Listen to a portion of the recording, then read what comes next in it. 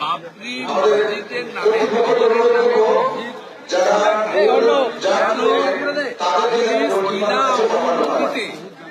সেখানে একটি 5 কাঠা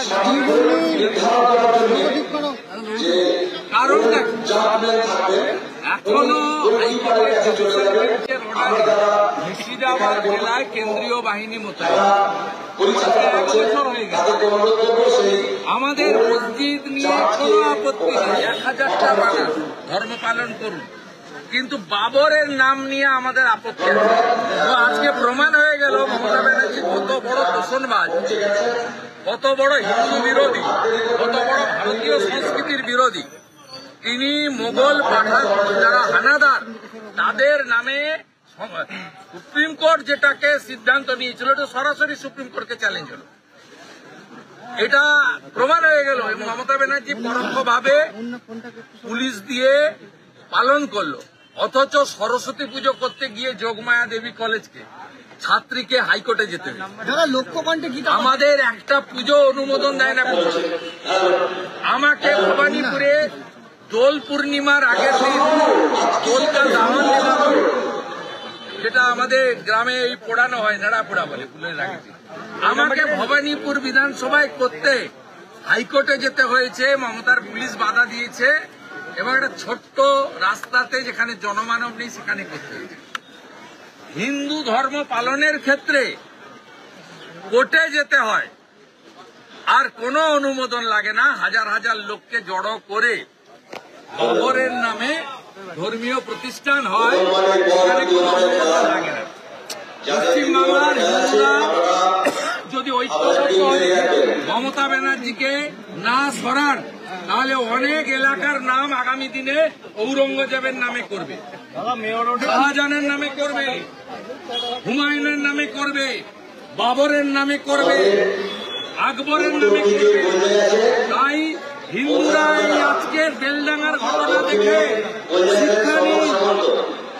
মোগলরা এখানে এসেছিল আমার মা বোনের ইজ্জত নেওয়ার জন্য, মোগলরা এখানে এসেছিল হিন্দুদের আদিবাসীদের ধর্ম জোর করে পরিবর্তন করার জন্য, মোগলরা এখানে এসেছিল ফৈজাবাদে রাম জন্মভূমি সোমনাথ মন্দিরকে দখল করার জন্য, মোগলরা এখানে এসেছিল লক্ষ লক্ষ সনাতনীকে হিন্দু রাজাদেরকে কেটে কুচিয়ে তাদের সম্পদ দখল করার জন্য। আজকে মমতার আমলে আরবি সংস্কৃতি, মোগল পাঠানদের সংস্কৃতি পশ্চিমবাংলায় বীজ পোতা হল। 500 পুলিশের হুমায়ুন কবিরকে তো তার জন্মদাত্রীকে মমতা ব্যানার্জি আমাকে হারানোর জন্য তাকে ব্যবহার করলো। সে হুমায়ুন কবির আজকে বলছে সেটা, যে হিন্দু মুসলমান দাঙ্গা করিয়ে অধীর চৌধুরীকে হারানোর ব্যবস্থা করেছি আমি। মুখ্যমন্ত্রী কথাই করেছি, একটা রাজ্যের মুখ্যমন্ত্রী নিজে যদি দাঙ্গা লাগায় ভোটে হারানোর জন্যে, তাহলে সেই রাজ্যের মুখ্যমন্ত্রীর প্রতি মানুষের কোনো ভরসা বিশ্বাস থাকবে? বহুদিন আগে জ্যোতিবাবু বলেছিলেন যে সরকার মনে করলে দাঙ্গা লাগে, সরকার মনে না করলে দাঙ্গা লাগে না। আমার আজও মনে আছে, পশ্চিমবঙ্গ সরকার মনে করছে তাই দাঙ্গা হচ্ছে। আজকে পশ্চিমবঙ্গে যা পরিস্থিতি তৈরি হচ্ছে এই মহিলা দায়ী। আবার বলছি, এত মিথ্যাবাদী, এত নাটকবাজি, এই মহিলা এই বাংলার সর্বনাশের সবথেকে বড় কারণ। ইতিহাস মিলিয়ে নেবেন আপনারা, আমি এমনি এমনি বিরোধিতা করি না। একটা ভোটে জেতা হারা বড় কথা নয়, কিন্তু আজ পশ্চিমবঙ্গের সামাজিক বাতাবরণ বিষাক্ত হচ্ছে। হিন্দুদের জন্য আলাদা চায়ের দোকান, মুসলমানদের জন্য আলাদা চায়ের দোকান হতে চলেছে মুর্শিদাবাদে। বাংলায় কারা করলে এগুলো? একদিকে টিএমসি, একদিকে বিজেপি। তা থেকে আমাদের ভালো হবে? আমরা কি সুখী শান্তি হব? সুখী হব তার জন্যে? সমৃদ্ধশালী হবে তার জন্যে? সমাজের যদি ভাঙন হয়, সমাজে যদি ঐক্য না থাকে, তাহলে সকলের খারাপ হবে।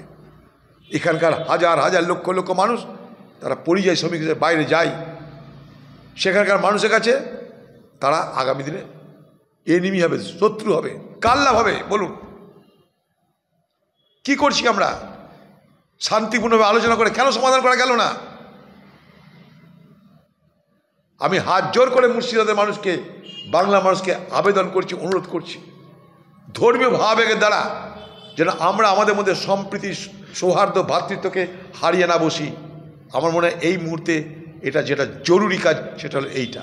কবির তৃণমূলের নেতাদের আশ্রয়ে প্রশ্রয়ে বড় হয়েছে, তাকে দল সাসপেন্ড করেনি এতদিন পর্যন্ত।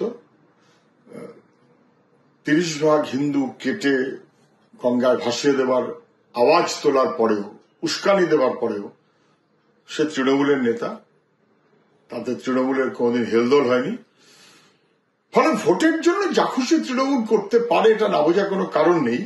এবং সেই কারণেই আজকে হুমায়ুন কবির বলার সুযোগ পাচ্ছে যে যারা সরকারের টাকায় মন্দির বানাচ্ছে তারা আমার ক্ষেত্রে আপত্তি করছে কেন, এই বলার সুযোগটা কিন্তু করে দিয়েছে তৃণমূল। তৃণমূল বিজেপিকে ডেকে নিয়ে এসছে পশ্চিমবাংলায় এবং বিজেপির রাজনীতির মতন করেই তৃণমূলও মন্দির মসজিদের রাজনীতিতে ঢুকে পড়েছে। ফলে তৃণমূলের নেতাদের পক্ষে এসব ব্যাপারে বিরোধিতা করার সুযোগ খুব কম। আমরা বলতেই পারি, মানুষ বলতেই পারে, সবাই বলতে পারে, তৃণমূলের নেতারা বলবেন কি করে? এতদিন তো হুমায়ুনকে রক্ষা করেছে। হুমায়ুন কবির, মমতা বন্দ্যোপাধ্যায়, নরেন্দ্র মোদী এর মধ্যেই তো বাঙালিকে আটকে রাখতে চাইছে। বাঙালির বুদ্ধি, মুসলমান সমাজের বুদ্ধি, হিন্দু সমাজের বুদ্ধিকে আটকে রাখতে চাইছেন। এরা দেশের শত্রু, এরা দেশকে ভাগ করতে চায়, ভাই ভাইকে ভাগ করতে চায়। মমতা বন্দ্যোপাধ্যায় কে ভাগ করতে চায় না? মমতা বন্দ্যোপাধ্যায় থেকে নরেন্দ্র মোদী সবাই ভাগ করতে চায়। 26 का इलेक्शन बाबरी मस्जिद राम मंदिर पर लड़ा जाएगा। रोटी रोजी का ऊपर लड़ाई होगा, यही हमारा सोच है, नहीं तो आने वाला पीढ़ी बर्बाद हो जाएगा। राज्यपाल बोलছে आईन शृंखलाর অবনতি হচ্ছে, তাহলে কেন হুমায়ুন কবিরের বিরুদ্ধে पुलिस पदक्षेप? हेड ऑफ द कॉन्स्टिट्यूशन ऐसा खामोश रहना ठीक नहीं है। हम लोग राज्यपाल के साथ भी मिलेंगे, उनको बताएंगे। আমরা রাজ্যপালের সঙ্গে মিট করব, বলবো আপনি সাংবিধানিক প্রধান, কেন চুপচাপ বসে আছেন? সংবিধানের যে বিভিন্ন ধারা আছে তাকে রক্ষা করুন। দেখুন সংবিধানে আর্টিকেল 26, সেখানে ধর্ম, মসজিদ, শ্মশান স্থান, কবরস্থান সব রক্ষা করার দায়িত্ব। কিন্তু অবিবেচকের কাজের মতো যদি কেউ শুধু নির্বাচনকে সামনে রেখে, দেখুন আমার মনে হচ্ছে বাবরি মসজিদ করার লক্ষ্যটা বিজেপির হাতে তামাক খাওয়া, বিজেপিকে ইস্যু তৈরি করে দেওয়া। আবার মমতা বন্দ্যোপাধ্যায় এই হুমায়ুন কবিরকে এত বাড়তে দিয়েছেন কেন? তিনি তো বলেছিলেন যে মুর্শিদাবাদে যা মুসলমান আছে হিন্দুদের তারা টুকরো টুকরো করে রক্ত বইয়ে দিতে পারে, নদীর জলে ফেলে দিতে পারে। তখন তিনি অ্যারেস্ট হচ্ছে, তাকে দল থেকে সাসপেন্ড করেননি কেন?